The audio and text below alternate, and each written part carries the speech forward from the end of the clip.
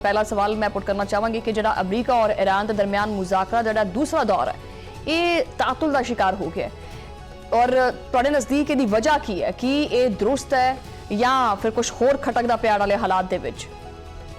बिस्मिल्लाहिर्रहमानिर्रहीम। देखो जी, जिस वक्त इस तरह के असी मुज़ाकरात देखे ने ना जी, ते आंदा रहंदा है फेस।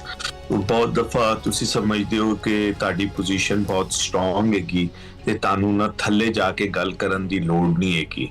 बहुत दफा यह हुंदा है कि तुसी समझदे हो कि ताड़ी जिहड़ी राय आमा हैगी, अगर उस राय आमा दे जिहड़ी ऑपोजिट चलदी पई, अगर इस वक्त मैं चला गया तो मैनू इत्थों मसाइल पैदा हो जाएंगे। जिस वक्त तो अमरीका ने उन्हां दा जहाज फड़िया सी और बंदियां नू कैप्चर किया, ਉਹਦੇ ਬਾਅਦ ਉਹਨਾਂ ਦੀ ਜਿਹੜੀ ਰਾਇਆਮਾ ਸੀ, ਤੁਸੀਂ ਅਗਰ ਈਰਾਨੀ ਆਵਾਮ ਤੇ ਨਜ਼ਰ ਡਾਲੋ ਤੇ ਉਹ ਇਹ ਕਹਿ ਰਹੇ ਸੀ ਕਿ ਜੀ ਇਹ ਕਿਸ ਕਿਸਮ ਦੀ ਜੰਗ ਬੰਦੀ ਹੈ ਜਿਹਦੇ ਚ ਤੁਹਾਡਾ ਜਹਾਜ਼ ਵੀ ਫੜ ਲਿੱਤਾ ਹੈ, ਬੰਦੇ ਵੀ ਫੜ ਲਿੱਤੇ ਨੇ, ਤੇ ਤੁਸੀਂ ਜਦਕਿ ਆਪਨੇ ਹੁਰਮਸ ਨੂੰ ਖੋਲ ਦਿੱਤਾ ਸੀ।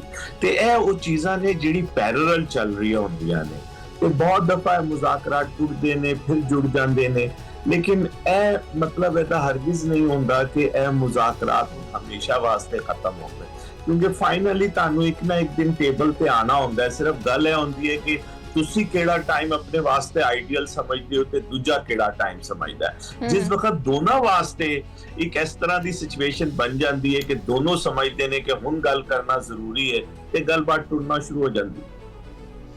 ते मतलब असल च अगर देखा जाए तो फिर जो अमरीका है, अमरीका ईरान जी बहरी नाकाबंदी है वो खत्म करने वास्ते तैयार ही नहीं है।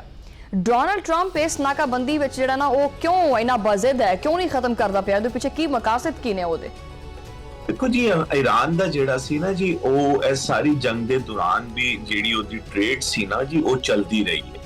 अमरीका का यह ख्याल है कि $500 मिलियन और डेली का अपने ऑयल तो कमा रहा सी, जिहदी वजह तो ओदी जेड़ी फाइनेंशियल पोजीशन सी ईरान दे अंदर वो कमजोर नहीं हो रही सी। इस वजह तो क्योंकि आपने हुरमस को बंद करके ईरान ने दस दिता सी कि वो पूरी दुनिया की ट्रेड वास्ते परेशानी खड़ी कर सकता है, क्योंकि 23% तेल जिहड़ा सी वो इस इलाके तो गुजरदा सी और खास तौर पे जिहड़े एशियन कंट्रीज ने उन्हां नूं तवानाई मिलनी नहीं और जिहड़े मिडल ईस्ट कंट्री ने वो बेच नहीं सकणगे। एक नवा रास्ता सी ते अमरीका ने भी इस रास्ते तो फायदा उठाया। उन्हें क्या अच्छा चलो फिर मैं खलीजे फारस नूं बंद कर देना, उन्हें ला के खलीजे फारस नूं बंद कर दिता। हुण सूरत हाल है कि ईरान जिहड़ा हैगा वो मिडल ईस्ट की तिजारत नूं रोक रहा सी, उन्हें ईरान की तिजारत नूं रोक दिता है। ये टिट फॉर टैट वाला मामला हैगा। ਇਹਦੇ 'ਚ ਉਹ ਇਹੀ ਸਮਝਦੇ ਨੇ ਕਿ ਇਕਨੋਮਿਕਲੀ, ਲੇਕਿन ਹੁਣ ਗੱਲ ਇਹ ਹੋਏਗੀ ਕਿ ਅਮਰੀਕਾ ਤੇ ਪ੍ਰੈਸ਼ਰ ਇਹ ਆਏਗਾ ਕਿ ਪੂਰੀ ਦੁਨੀਆ 'ਚ ਜਦੋਂ ਤੇਲ ਦੀ ਪ੍ਰਾਈਸ ਉੱਤੇ ਜਾਏਗੀ ਤੇ ਪੂਰੀ ਦੁਨੀਆ ਦੀ ਇਕਨੋਮੀ ਜਿਹੜੀ ਹੈ ਉਹ ਲੜਖੜਾਣਾ ਸ਼ੁਰੂ ਹੋ ਜਾਏਗੀ। ਉਹਦੇ ਬਾਅਦ ਅਮਰੀਕਾ ਕਿੰਨਾ ਸਸਟੇਨ ਕਰ ਸਕਦਾ ਹੈ ਕਿ ਉਹ ਫਿਰ ਵੀ ਇਹਨੂੰ ਰੋਕ ਕੇ ਰੱਖੇ, ਤੇ ਈਰਾਨ ਦੇ ਕੋਲ ਕਿੰਨੀ ਗੁੰਜਾਇਸ਼ ਹੈਗੀ ਕਿ ਇਹ ਸਾਰੀ ਸੂਰਤ ਹਾਲ 'ਚ ਜਿਹਦੇ 'ਚ ਉਹਦਾ ਤੇਲ ਵਿਕਣਾ ਬੰਦ ਹੋ ਗਿਆ ਹੈ, ਉਹਦੇ 'ਚ ਕਿੰਨਾ ਅਰਸਾ ਜਿਹੜਾ ਹੈਗਾ ਉਹ ਬਗੈਰ ਤੇਲ ਵੇਚੇ, क्योंकि जेडे जमीनी रूट ने वो आज तक कभी भी इस काम वास्ते इस्तेमाल नहीं हुए। ते ईरान दी सरहदां ते बहुत सारे मुल्कां नाल लगदियां ने, लेकिन कभी इस तरह का कोई होया नहीं और हमेशा आबना हुरमस ही इस्तेमाल होती रही है। कोई ऐसी पाइपलाइन भी मौजूद नहीं है कि जिहड़ी ईरान तो चले ते किसी मुल्क तक पहुंचे। मसलन तुसी अगर देखो तो इराक च, रशिया च, सऊदी अरेबिया च इस तरह की पाइपलाइनां उन्होंने डिवेलप कीतियां ਜਿਹੜੀ ਉਹਨਾਂ ਨੂੰ ਤੇਲ ਨੂੰ ਜਿਹੜੀ ਹੈਗੀ ਇੱਕ ਜਗ੍ਹਾ ਤੋਂ ਦੂਜੀ ਜਗ੍ਹਾ ਲੈ ਕੇ ਜਾਂਦੀਆਂ ਨੇ। ਲੇਕਿਨ ਈਰਾਨ ਇਸ ਹਵਾਲੇ ਨਾਲ, ਈਰਾਨ ਨੇ ਹਮੇਸ਼ਾ ਕਿਉਂਕਿ ਉਹਦੇ ਕੋਲ ਬਹੁਤ ਵੱਡਾ ਸਮੁੰਦਰ ਸੀ, ਉਹਨੂੰ ਲੋੜ ਹੀ ਕੋਈ ਨਹੀਂ ਸੀ ਤੇ ਉਹਨੇ ਕਦੀ ਇਸ ਤਰਫ ਤਵੱਜੋ ਨਹੀਂ ਦਿੱਤੀ। ਪਾਕਿਸਤਾਨ ਦੇ ਬਾਰਡਰ ਤੱਕ ਉਹ LNG ਦੀ ਲਾਈਨ ਤੇ ਲੈ ਕੇ ਆਇਆ ਗੈਸ ਦੀ, लेकिन पेट्रोल की कोई लाइन नहीं लेके आया और पाकिस्तान तो अगे भी कोई काम नहीं होया उस गैस लाइन का भी। अब गल असल च यह होएगी कि इकनॉमिकली ईरान किस वक्त तक सस्टेन कर सकता है ते अमरीका जिहड़ा हैगा वो किस वक्त तक जिहड़ा हैगा वो पूरी दुनिया का प्रेशर बर्दाश्त कर सकता है तेल की कीमत उच्ची होने के बाद।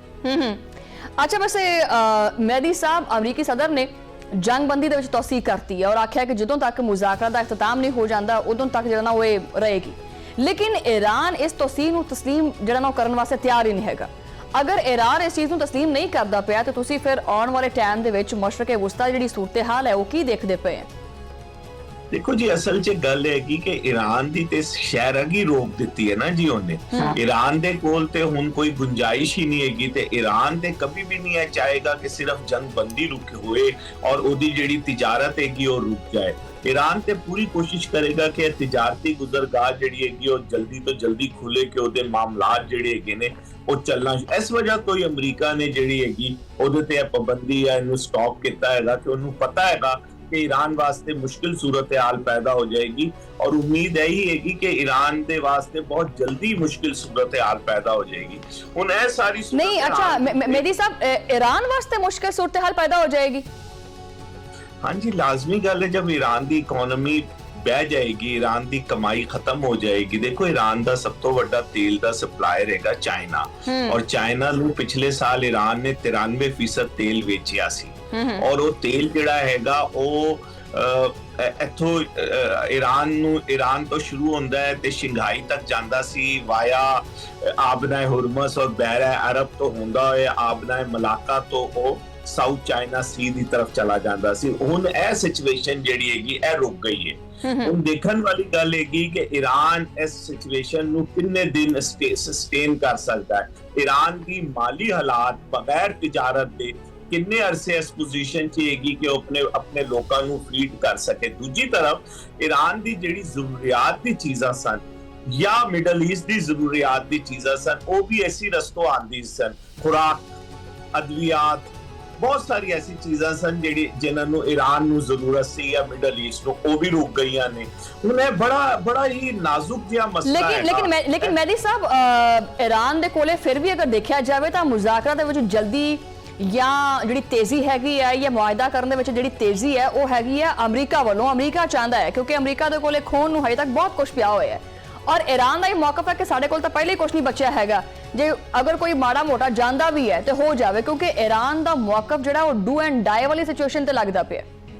ਔਰ ਜਦੋਂ ਇਨਸਾਨ ਜਾਂ ਕੋਈ ਵੀ ਮੁਲਕ ਡੂ ਐਂਡ ਡਾਈ ਤੇ ਆ ਜਾਵੇ ਫਿਰ ਨਹੀਂ ਉਹ ਵੇਖਦਾ ਕਿ ਅੱਗੇ ਕੀ ਹੋਣ ਵਾਲਾ, ਅੱਗੇ ਕੀ ਨਹੀਂ ਹੋਣਾ। देखो जंग ਦੀ ਸਿਚੁਏਸ਼ਨ ਔਰ ਹੁੰਦੀ ਹੈ। ਜੰਗ ਦੀ ਸਿਚੁਏਸ਼ਨ 'ਚ ਤੁਹਾਨੂੰ ਪਤਾ ਹੁੰਦਾ ਹੈ ਕਿ ਤੁਹਾਡੇ ਤੇ ਬੰਬਾਰੀ ਵੀ ਹੋਏਗੀ, ਮਿਜ਼ਾਈਲ ਵੀ ਵੱਜਣਗੇ, ਤੁਸੀਂ ਵੀ ਮਾਰੋਗੇ। ਇਸ ਵਕਤ ਈਰਾਨ ਦੇ ਕੋਲ ਕੀ ਆਪਸ਼ਨਸ ਨੇ ਇਹ ਦੇਖਣਾ ਪਏਗਾ। क्या ईरान ਇਸ ਵਕਤ ਜੰਗਬੰਦੀ ਦੇ ਦੌਰਾਨ ਆਪਣੇ ਹਮਸਾਇਆਂ ਤੇ ਹਮਲਾ ਕਰ ਸਕਦਾ ਹੈ?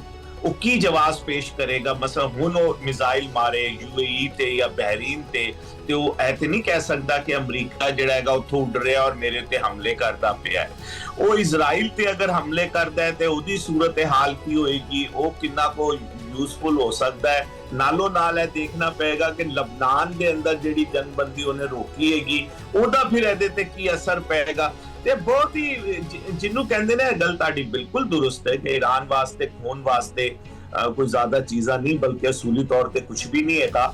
ਲੇਕਿਨ ਫਿਰ ਉਹਦੇ ਬਾਵਜੂਦ ਆਪਣੀ ਆਵਾਮ ਨੂੰ ਤੇ ਤੁਸੀਂ ਬਚਾਣਾ ਹੈ ਨਾ ਜੀ। ਆਵਾਮ ਨੂੰ ਤੇ ਰੋਜ਼ਮर्रा ਦੀ ਜ਼ਰੂਰੀਅਤ ਦੀ ਚੀਜ਼ਾਂ ਆਵਾਮ ਤੱਕ ਤੇ ਪਹੁੰਚਣੀ ਚਾਹੀਦੀਆਂ ਨੇ ਨਾ ਜੀ। ਅਗਰ ਉਹਦੇ 'ਚ ਸਪਲਾਈ ਲਾਈਨ 'ਚ ਕਮਜ਼ੋਰੀ ਆ ਗਈ, ਅਮਰੀਕਾ ਦਾ ਜਿਹੜਾ ਗੱਲ ਹੈ ਨਾ ਜੀ, ਅਮਰੀਕਾ ਤੇ ਜਿਹੜਾ ਵੀ ਨੁਕਸਾਨ ਹੋ ਰਿਹਾ ਉਹ ਹੋ ਰਿਹਾ ਫਾਈਨੈਂਸ਼ੀਅਲੀ। ਅਮਰੀਕਾ ਦਾ ਮੁਲਕ ਜਿਹੜਾ ਹੈਗਾ ਉਹ ਤੇ ਰੋਜ਼ਾਨਾ ਉਸੇ ਤਰ੍ਹਾਂ ਉੱਠਦਾ ਹੈ, ਉਸੇ ਤਰ੍ਹਾਂ ਰਾਤ ਤੱਕ ਕੰਮ ਕਰਦਾ ਹੈ ਔਰ ਸੋ ਜਾਂਦਾ ਹੈ। ਪਰ ਅਮਰੀਕਾ ਦੇ ਅੰਦਰ ਕੋਈ ਹਲਚਲ ਮੌਜੂਦ ਨਹੀਂ ਹੈਗੀ। ਹਾਂ ਇੱਕ ਦੂਜੀ ਗੱਲ ਜ਼ਰੂਰ ਹੈਗੀ ਕਿ ਅਗਰ ਦੁਨੀਆ ਦੀ ਤਵਾਨਾਈ ਦੀ ਕੀਮਤ ਉੱਤੇ ਜਾਏਗੀ ਤੇ ਉਹ ਅਮਰੀਕਾ ਤੇ ਵੀ ਪ੍ਰੋਬਲਮ ਆਏਗੀ, ਸਾਰੇ ਮੁਲਕਾਂ ਤੇ, ਯੂਰਪ ਤੇ ਵੀ ਆਏਗੀ, ਪਾਕਿਸਤਾਨ ਦੇ ਉੱਤੇ ਵੀ ਆਏਗੀ। ਅੱਛਾ ਮਹਿਦੀ ਸਾਹਿਬ ਮੈਂ ਇੱਕ ਸਵਾਲ ਜਿਹੜਾ ਕਰਨਾ ਚਾਹਾਂਗੀ ਔਰ ਮੈਂ ਮਤਲਬ ਕਿ ਇਸ ਸਵਾਲ ਦੇ ਵਿੱਚ ਹੀ ਸਮਝ ਲਓ ਕਿ 2-3 ਸਵਾਲ ਹੀ ਹੋਣਗੇ ਮੇਰੇ। ਪਾਕਿਸਤਾਨ ਜਿਹੜਾ ਨਾ ਇਹਦੇ ਵਿੱਚ ਬੜਾ ਕਲੀਦੀ ਆਪਣਾ ਕਿਰਦਾਰ ਜਿਹੜਾ ਉਹ ਅਦਾ ਕਰਦਾ ਪਿਆ। ਤੁਹਾਡੇ ਸਾਹਮਣੇ ਹੈ ਕਿ ਮੁਸਲਸਲ ਤਕਰੀਬਨ ਕੋਈ 20-25 ਦਿਨ ਤੋਂ ਪਾਕਿਸਤਾਨ ਜਿਹੜੇ ਸਟੇਕ ਹੋਲਡਰਸ ਨੇ ਉਹਨਾਂ ਦਾ ਔਰ ਪਾਕਿਸਤਾਨ ਦੀ ਗਵਰਨਮੈਂਟ ਦਾ ਮੁਕੰਮਲ ਤੌਰ ਦੇ ਉੱਤੇ ਇੱਕ ਹੀ ਪਾਸੇ ਫੋਕਸ ਔਰ ਤਵੱਜੋ ਹੈਗੀ ਹੈ ਕਿ ਵੀ ਇਹ ਮੁਜ਼ਾਕਰਤ ਹੋ ਜਾਣ, ਮੁਜ਼ਾਕਰਤ ਦੀ ਟੇਬਲ ਦੇ ਉੱਤੇ ਆ ਜਾਣ। ਇਹਦੇ ਕਰਕੇ ਪਾਕਿਸਤਾਨ ਦੇ ਅੰਦਰ ਜਿਹੜਾ ਉਹ ਦੋ ਸ਼ਹਿਰਾਂ ਦੇ ਵਿੱਚ ਨਿਜ਼ਾਮ ਜ਼ਿੰਦਗੀ ਕਾਫੀ ਹੱਦ ਤੱਕ ਮਫਲੂਜ ਹੋ ਚੁੱਕਿਆ ਹੈ। ਮੁਜ਼ਾਕਰਤ ਨਹੀਂ ਹੋਏ ਲੇਕਿਨ ਲੋਕਾਂ ਦੇ ਉੱਤੇ ਇਹਦੇ ਬੜੇ ਬੁਰੇ ਅਸਰਾਤ ਵੀ ਪਏ ਨੇ। ਚਲੋ ਇਸ ਸਾਰੀ ਚੀਜ਼ ਦੇ ਬਾਵਜੂਦ ਮੁਜ਼ਾਕਰਤ ਦਾ ਜਿਹੜਾ ਦੂਜਾ ਦੌਰ ਹੈ ਉਹ ਕਾਫੀ ਹੱਦ ਤੱਕ ਜਿਹੜਾ ਉਹ ਜਿਹੜੀ ਉਮੀਦ ਕੀਤੀ ਜਾ ਰਹੀ ਸੀ ਉਹਦੇ ਉੱਤੇ ਪੂਰਾ ਨਹੀਂ ਉਤਰਿਆ। ਮੁਜ਼ਾਕਰਤ ਦੇ ਇਸ ਦੂਸਰੇ ਦੌਰ ਵਾਸਤੇ ਪਾਕਿਸਤਾਨ ਜਿਹੜਾ ਨਾ ਹੁਣ ਈਰਾਨ ਨੂੰ ਮਨਾਉਣ ਦੀ ਜਿਹੜੀ ਕੋਸ਼ਿਸ਼ ਆ ਮੁਸਲਸਲ ਤੇਜ਼ ਕਰਦਾ ਪਿਆ। ਕੀ ਪਾਕਿਸਤਾਨ ਇਸ ਮਕਸਦ ਦੇ ਵਿੱਚ ਕਾਮਯਾਬ ਹੋ ਸਕੇਗਾ ਔਰ ਪਾਕਿਸਤਾਨ ਦੇ ਵਿੱਚ ਇਹ ਮੁਜ਼ਾਕਰਾ ਜਿਹੜੇ ਨੇ ਉਹ ਪਾਕਿਸਤਾਨ ਵਾਸਤੇ ਕਰਾਉਣਾ ਕਿੰਨਾ ਕੁ ਮੁਫੀਦ ਹੈ ਔਰ ਈਰਾਨ ਪਾਕਿਸਤਾਨ ਵਾਸਤੇ ਕਿਸੇ ਆਪਣੀ ਸ਼ਰਤ ਦੇ ਉੱਤੇ ਕੋਈ ਲਚਕ ਦਿਖਾਵੇਗਾ ਜਾਂ ਫਿਰ ਅਗਰ ਇਹ ਮੁਜ਼ਾਕਰਤ ਨਹੀਂ ਹੁੰਦੇ ਤੇ ਪਾਕਿਸਤਾਨ ਦੀ ਮੈਸ਼ਤ ਦੇ ਉੱਤੇ ਇਹਦੇ ਕਿਸ ਤਰ੍ਹਾਂ ਦੇ ਅਸਰਾਤ ਮੁਰਤਬ ਹੋ ਸਕਦੇ ਆ? ਯਾ ਤੁਸੀਂ ਬਹੁਤ ਸਾਰੀ ਗੱਲਾਂ ਕਰ ਦਿੱਤੀਆਂ ਨੇ ਇੱਕ ਹੀ ਸਵਾਲ 'ਚ। ਇਹ ਗੱਲ ਅਸਲ 'ਚ ਇਹ ਹੈਗੀ ਕਿ ਜਿਹੜਾ ਈਰਾਨ ਹੈਗਾ ਨਾ ਜੀ, ਦੇਖੋ ਉਹਨੇ ਤੁਹਾਡੀ ਜਾਂ ਸਾਡੀ ਗੱਲ ਮੰਨਣ ਦੀ ਗੱਲ ਨਹੀਂ ਹੈਗੀ। ਉਹਨੇ ਦੇਖਣਾ ਹੈਗਾ ਕਿ ਉਹਦੇ ਵਾਸਤੇ ਕਿਹੜੀ ਉਹ ਪੋਜੀਸ਼ਨ ਹੋਏਗੀ ਜਿਹਦੇ 'ਚ ਉਹ ਆਪਣੇ ਲੋਕਾਂ ਨੂੰ ਇਹ ਦੱਸ ਸਕੇ ਕਿ ਅਸੀਂ ਇਹ ਜੰਗ, ਦੇਖੋ ਉਹ ਇਹ ਕਹਿ ਰਹੇ ਨੇ ਕਿ ਅਸੀਂ ਤੇ ਇਹ ਜੰਗ ਜਿੱਤ ਚੁੱਕੇ ਹਾਂ, ਜਦ ਜਿੱਤ ਚੁੱਕੇ ਹਾਂ ਤੇ ਅਸੀਂ ਕਿਸੇ ਹਾਰੇ ਹੋਏ ਦੀ ਸ਼ਰਾਇਤ ਕਿਉਂ ਮੰਨ, ਉਹਨਾਂ ਦਾ ਤੇ ਇਹ ਖਿਆਲ ਹੈ। ਉਹ ਆਪਣੇ ਲੋਕਾਂ ਨੂੰ ਇਹ ਗੱਲ ਸੈਲ ਕਰਦੇ ਪਏ ਨੇ। ਹੁਣ ਅਮਰੀਕਾ ਦਾ ਇਹ ਖਿਆਲ ਹੈਗਾ ਕਿ ਅਗਰ ਅਸੀਂ ਉਹਨਾਂ ਦੀ ਨਾਕਾਬੰਦੀ ਕਰਾਂਗੇ ਤੇ ਉਹਨਾਂ ਦੀ ਜਿਹੜੀ ਮਈਸ਼ਤ ਤੇ असर पेगा, ओदा ऑटोमेटिकली असर आवाम पे जाएगा और आवाम ये गल पूछना शुरू कर देगी कि अच्छा जीते हैं, जितन दे बाद साडी ये हालत होगी। दूसरी तरफ ईरान दी ख्वाहिश हैगी कि किसी तरह इंटरनेशनल प्रेशर इतना अमरीका से बढ़ जाए कि दुनिया कहे कि जी कारोबार से खत्म हो गया, क्योंकि तवानाई की कीमत इतनी उत्ते चली गई है कि हुण मैन्युफैक्चरिंग करना या कोई काम करना ਉਹਦੀ ਕੋਈ ਗੱਲ ਹੀ ਨਹੀਂ ਰਹੀ। ਲੋਕਾਂ ਦੇ ਕੋਲ ਜਿਹੜੀ ਹੈ ਕਿ ਕੁਵਤ ਤੇ ਖਰੀਦ ਹੀ ਖਤਮ ਹੋ ਜਾਏ ਔਰ ਲੋਕੀ ਬਹਿ ਜਾਣ ਔਰ ਅਮਰੀਕਾ ਤੇ ਪ੍ਰੈਸ਼ਰ ਡਾਲੇ।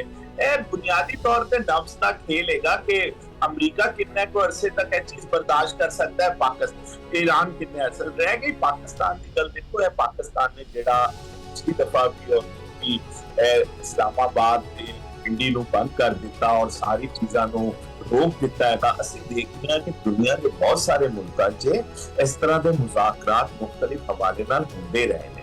ਦੁਨੀਆ ਦੇ ਬਹੁਤ ਸਾਰੇ ਸ਼ਹਿਰ ਜਿਹੜੇ ਕਿ ਬੜੇ ਮਸ਼ਹੂਰ ਨੇ ਜਿਨ੍ਹਾਂ ਨੇ ਮੁਜ਼ਾਕਰਾਤ ਕਰਾਏ। ਮਿਸਾਲ ਦੇ ਤੌਰ ਤੇ ਅਭੀ ਚੰਦ ਸਾਲ ਪਹਿਲੇ ਹੀ ਦੋਹਾ 'ਚ ਬਾਕਾਇਦਾ ਅਮਰੀਕਨ ਔਰ ਤਾਲਿਬਾਨ ਰਜੀਮ ਬੈਠਦੇ ਸੀ। ਅਗਰ ਤੁਹਾਨੂੰ ਯਾਦ ਹੋਏ ਤੇ ਇਸਰਾਈਲ ਔਰ ਯਾਸਿਰ ਅਰਫਾਤ ਸਾਹਿਬ ਦੇ ਦਰਮਿਆਨ ਔਸਲੋ 'ਚ ਮਜ਼ਾਕ ਕਿਆ ਉਸ ਤਰ੍ਹਾਂ ਉੱਥੇ ਵੀ ਇਹੀ ਹੁੰਦਾ ਸੀ ਕਿ ਪੂਰਾ ਸ਼ਹਿਰ ਲੌਕ ਕਰ ਦਿੱਤਾ ਜਾਂਦਾ ਸੀ, ਸਾਰੇ ਦਫ਼ਾਤਰ ਨੂੰ ਸਾਰੇ ਕਾਰੋਬਾਰ ਨੂੰ ਬੰਦ ਕਰ ਦਿੱਤਾ ਜਾਂਦਾ ਸੀ। ਨਹੀਂ ਇਹ ਤੁਹਾਡੇ ਕੋਲ ਪੁੱਛਣਾ ਹੈ ਮਹਿਦੀ ਸਾਹਿਬ, ਤੁਹਾਨੂੰ ਤਜਰਬਾ ਹੈਗਾ ਕਿ ਬੰਦ ਕਰਦੇ ਸੀ, ਸਾਰਾ ਸ਼ਹਿਰ ਬੰਦ ਕਰ ਦਿੰਦੇ ਸੀ?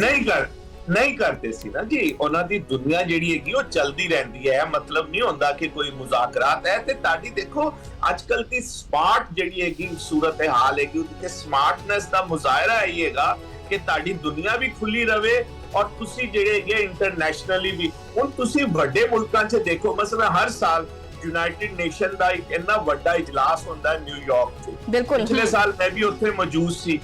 ਮੁਸ਼ਕਿਲ ਨਾਲ 1-2 ਸੜਕਾਂ ਹੁੰਦੀਆਂ ਨੇ ਜਿਹੜੀ ਯੂਨਾਈਟਿਡ ਨੇਸ਼ਨ ਦੇ ਬਿਲਡਿੰਗ ਦੇ ਨਾਲ ਜੁੜੀਆਂ ਹੋਈਆਂ ਨੇ, ਉਹ ਸੜਕਾਂ ਤੇ ਬੰਦ ਹੁੰਦੀਆਂ। ਬਾਕੀ ਤੇ ਕੋਈ ਆਮ ਪਬਲਿਕ ਟਰਾਂਸਪੋਰਟ ਵੀ ਬੰਦ ਨਹੀਂ ਕੀਤੀ ਜਾਂਦੀ ਤੇ ਕਾਰੋਬਾਰ, ਦੁਕਾਨਾਂ, ਹਰ ਚੀਜ਼ ਮੈਨਹਟਨ 'ਚ ਤੇ ਇੱਥੇ ਮੈਰੀ ਸਾਹਿਬ ਸਕੂਲ, ਕਾਲਜ, ਦਫ਼ਾਤਰ, 2 ਸ਼ਹਿਰ, ਹਰ ਪਾਸੇ ਦਰਹਮ ਬਰਹਮ ਬੰਦ।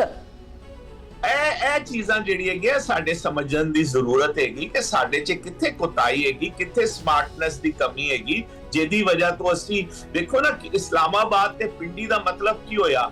50 ਲੱਖ ਲੋਕੀ ਰਹਿੰਦੇ ਨੇ ਦੋਨੋਂ ਸ਼ਹਿਰਾਂ 'ਚ ਮਿਲਾ ਕੇ ਤੇ ਰੋਜ਼ਮਰਰਾ ਜਿਹੜੀ ਆਮਦੋ-ਰਫਤ ਹੈਗੀ ਉਹ ਇਸ ਤੋਂ ਇਲਾਵਾ ਹੈਗੀ। ਜਿਹੜੇ ਲੋਕੀ ਸਵੇਰ ਆਉਂਦੇ ਨੇ ਸ਼ਾਮ ਨੂੰ ਨਿਕਲ ਜਾਂਦੇ ਨੇ, ਜਿਹੜੇ ਲੋਕੀ ਇਸਲਾਮਾਬਾਦ ਪੂਰੇ ਪਾਕਿਸਤਾਨ ਤੋਂ ਆਪਣੇ ਕੰਮ ਵਾਸਤੇ ਆਉਂਦੇ ਨੇ, ਉਹ ਸਾਰੀ ਚੀਜ਼ਾਂ ਤੁਸੀਂ ਬੰਦ ਕਰ ਦਿੱਤੀਆਂ ਨੇ। ਔਰ ਇਹ ਵੀ ਯਕੀਨ ਨਹੀਂ ਸੀ ਕਿ ਮੁਜ਼ਾਕਰਾਤ ਜਿਹੜੇ ਕਿ ਨੇ ਹੋਣਗੇ ਕਿ ਨਹੀਂ ਹੋਣਗੇ। ਬਿਲਕੁਲ ਤੁਸੀਂ ਬਤਾਓ ਸਾਰੇ ਸ਼ਹਿਰ ਨੂੰ ਤੇ ਇਹ ਚੀਜ਼ਾਂ ਜਿਹੜੀ ਹੈਗੀ ਇਹਨੂੰ ਸਮਝਣ ਦੀ ਜ਼ਰੂਰਤ ਹੈ। ਮੈਂ ਸਮਝਦਾ ਕਿ ਵਜ਼ਾਰਤ ਦਾਖਲਾ ਤੇ ਜਿਹੜੀ ਇਸਲਾਮਾਬਾਦ ਦੀ ਇੰਤਜ਼ਾਮੀਆ ਨੇ ਉਹ ਇਸ ਹਵਾਲੇ ਨਾਲ ਨਾ ਉਹਨਾਂ ਨੂੰ ਆਪਣੀ ਸਟ੍ਰੈਟਜੀ ਨੂੰ ਬਦਲਣਾ ਚਾਹੀਦਾ ਹੈਗਾ। ਅਗਰ ਇਹ ਸਿਲਸਿਲੇ ਫਰਜ਼ ਕਰੋ, ਅਸੀਂ ਦੇਖਿਆ ਸੀ ਜਦ ਜਨੇਵਾ ਮੁਆਹਿਦਾ ਹੋਇਆ ਸੀ ਤੇ ਹਰ 2 ਮਹੀਨੇ ਦੇ ਬਾਅਦ ਸਾਰੀ ਦੁਨੀਆ ਦੀ ਟੀਮਾਂ ਉੱਥੇ ਇਕੱਠੀਆਂ ਹੁੰਦੀਆਂ ਸਨ।